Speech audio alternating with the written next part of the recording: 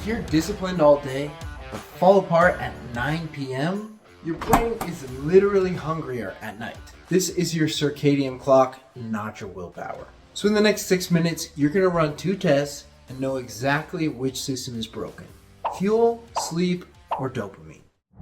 Even if you ate normally during the day, appetite peaks in the biological evening due to your circadian clock. This is why sugar cravings at night feel impossible to resist, completely independent of willpower. Short sleep increases ghrelin, your hunger hormone, and pushes you toward more snack calories, especially sweets, in controlled trials. And sleep loss turns up your brain's reward response to food cues. The wanting gets louder. If you underfuel on protein during the day, your body demands that energy back at 9 p.m. The result is real hunger, and with low satiety, that craving is legitimate. But here's the nighttime trap.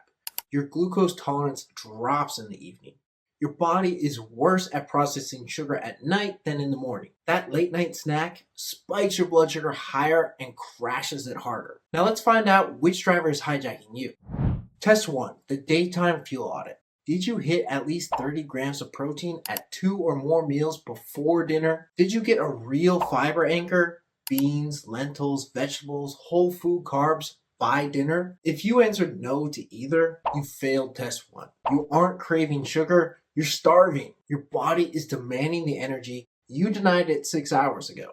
Test 2, the sleep clock audit. Are you averaging less than 7 hours of sleep? Does your bedtime or wake time swing more than 60 to 90 minutes across the week? If you answered yes to either, you failed test 2. Your willpower is fine, your biology is jet lagged. The cravings are just a symptom of the crash. If you pass both tests but still can't stop eating at night, you're in the dopamine trap. We'll fix that in step 3. Right now, comment below, did you fail test 1, test 2, or both? I want to see the data.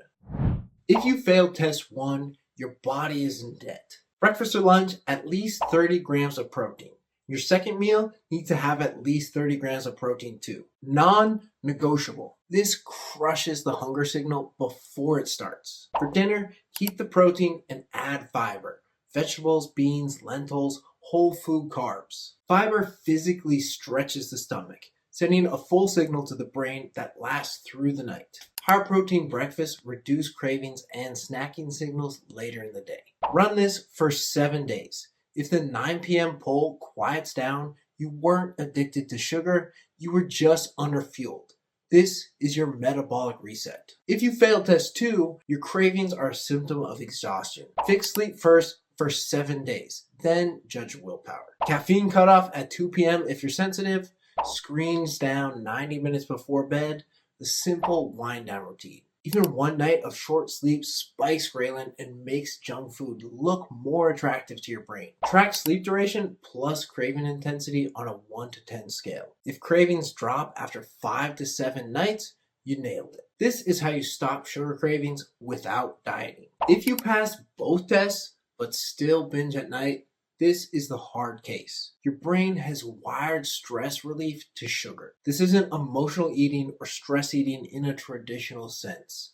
It's a dopamine loop. We have to break that wire. Stop white knuckling. Plan a snack, but make it functional, not fun. Greek yogurt with berries, an apple with peanut butter, cottage cheese with honey. If you truly want food, you'll eat the apple. If you only want the dopamine hit of a cookie, you'll refuse the apple. That's how you know it's psychological, not hunger. Then add friction. Single serve only. Buy the individual pack, not the family size. Don't keep trigger foods in the house on weekdays. Brush your teeth immediately after dinner, that kitchen close cue. Or swap your decompression ritual. Walk, shower, read, before the pantry opens. Stress plus environmental cues increase cravings for palatable foods. Control the environment, control the exposure. If the cravings become boring or forgettable within 3 to 5 days, you've broken the loop. Here's your metabolic reset protocol. If you only remember 3 things: failed test 1, fix 1. 2 protein anchors by 4 p.m., fiber at dinner for 7 days. Failed test 2, fix 2. Sleep reset. Caffeine cutoff, screens down, a wind down routine for 7 days. Pass both, but still binging? Fix 3, the dopamine trap protocol. Boring snack, Apple test, friction. Pick your fix, run it, report back in the comments with your results. Once you use this metabolic reset to stop sugar cravings at night, the next lever in the metabolic stability series is NEAT. Non-exercise activity thermogenesis, the effortless daily burn that adds 200 to 400 calories without a single workout. Most people try to out-train a bad diet. NEAT lets you out-move it instead. If you're struggling with stubborn fat, slow metabolism, or metabolic health issues, subscribe. That video is coming next, and we're building the complete system.